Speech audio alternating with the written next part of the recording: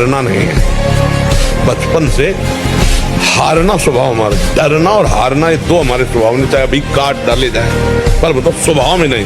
जैसे हमको कभी मन डरवाया ना, अब बच्चे थे गंगा किनारे, यार यहाँ भूत है, यहाँ है, वहीं खड़े हो जाते, वहीं रात रुकते, कहाँ भूत है, कौन हमें डर, कहीं कोई डर नहीं, कोई डर नहीं, केवल एक भ्रम। अगर अभी तुम निश्चय कर लो मैं मरा, अब तुमको कोई नहीं मार सकता, सब भयभीत हो जाएंगे तुमसे। केवल एक निश्चय कर लो, आप हमारी जिंदगी की कोई परवाह नहीं, अभी अभी तुम्हारा वो भयंकर रूप आ जाएगा कि जिस गली से निकलोगे लोग अंदर घुस जाएंगे। क्यों? आपने निर्भयता प्रचार। और ब्रह्मचारी के नेत्र बोलते हैं, जैसे जंगली सिंह के नेत्र है, ऐसे ब्रह्मचारी के नेत्र, उसके नेत्र में पावर होता है, एक दबाव पक्ष होता है, वो जिस पर नेत्र डाले तो एक बार झुक जाए सामने वाले के लिए।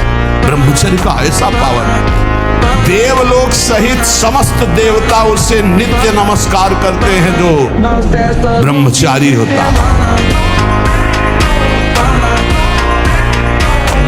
रौंद दूंगा प्रतिकूलता को, तो अनुकूलता ही अनुकूलता है। अनुकूलता की मांग करोगे तो प्रतिकूलता में दुख होगा, मान की मांग करोगे तो अपमान में रोगे, जीत की मांग करोगे तो हार में उदास हो जाओगे।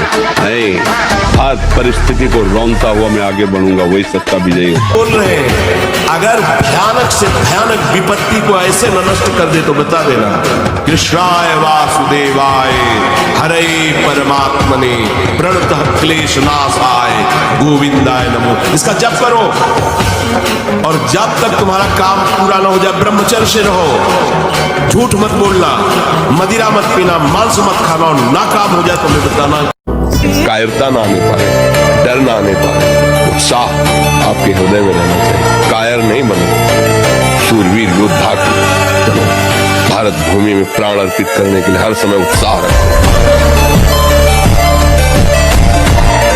सहना बलवान का लक्षण है, क्रोध कर लेना ये निर्बल है। बलवान सहता है, निर्बल गाली बकता है। तो ये भगवान का आश्रय लियो, महाबलवान भगवान सह, चुप शांत हो जाओ। शांत होने में भगवान की कृपा मिलेगी, गाली देने में अपराध बन जाएगा, लड़ाई करने में अपराध बन जाएगा। नियम लिए कि मैं आजीवन ब्रह्मचारी रहूंगा, तो आपको पक्की सुविधा एक समय आएगी कि आप आराम से भोग लीजिए, कोई निगेटिव नहीं, कोई नकारात्मक सोच भी नहीं आएगी, आप उसको स्वीकार करें, क्योंकि आपके व्रत को भंग करने के लिए माया ऐसी सुविधा देगी। आपको ऐसी सेवा मिलेगी या आपकी ऐसी सेवा होगी, कई तरह के विधान पेश किए जाते हैं विपरीतता अंदर पैदा करके भ्रष्ट करने के। तो साधक जीवन भर इस बात से सावधान रहे, यदि नैष्ठिक ब्रह्मचर्य। दूसरी बात, जब हम स्नान करें तो नाभि देश को बहुत ठंडा करें, ठंडे जल से नाभि देश में यहाँ से जल को कई बार ऐसे डालें। ये और कभी भी किसी भी तरह से हम उन इंद्रियों को किसी भी तरह से ना छेड़ें जिनसे हमारा ब्रह्मचर्य नष्ट होता है। वो पवित्रता के लिए स्नान शौच आदि के अलावा हम उन इंद्रियों का स्पर्श भी न करें, उन इंद्रियों को किसी तरह उत्तेजित न करें, ये पक्का ध्यान रखें। तीसरी बात, भोजन इतना पाएं जो सुपाच्य हो और शौच पूरी साफ हो जाए। अगर कब्ज रहेगा तो फिर हमारा ब्रह्मचर्य नष्ट होने की संभावना रहती है। जिसके बहुत कब्जियत बनी रहती है, तो ब्रह्मचर्य क्या है, घी समझो, वो उसको उचित आहार विहार से संयम में किया जाता है।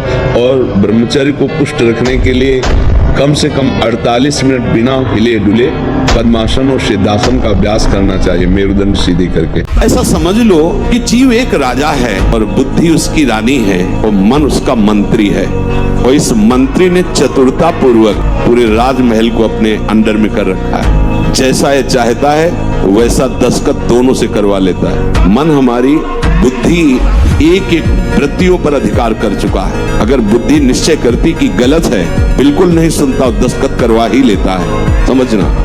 और राजा इतना अधीन हो चुका है बुद्धि और मन के, वो कुछ निर्णय करता ही नहीं है। जहां जिसे रानी ने इशारा किया तो मंत्री ने कागज रख दिया, उसने दस्तखत कर दिया, पढ़ा भी नहीं कि है क्या ये।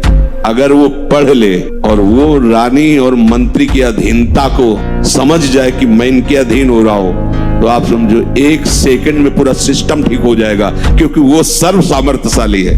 ब्रह्मचारी व्रत स्थित है। अगर हम संयम से चले, ब्रह्मचारी व्रत से स्थित हो, जो नहीं करना वो नहीं करना, चाहे प्राण निकल जाए, और जो करना है वो उत्साह संपन्न होकर के करना। तो हमारे अंदर जानकारियां, उनका प्रयोग न करने का जो हमारे अंदर असमर्थता है, यदि हम खूब भगवान नाम जप करें, ब्रह्मचर्य से रहें, स्थिति बन जाए हमारी।